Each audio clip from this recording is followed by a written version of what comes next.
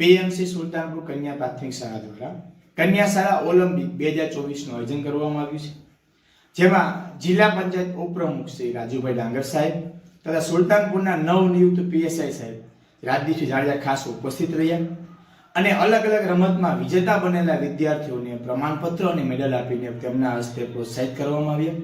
તેમજ તેને શાળાની અલગ અલગ પ્રવૃત્તિનું નિદર્શન કર્યું, જેવું કે સ્માર્ટ ક્લાસ, વિવિધ એક્ટિવિટીઓ અને શાળાની કાર્યશૈલી ખૂબ પરિચિત થયા.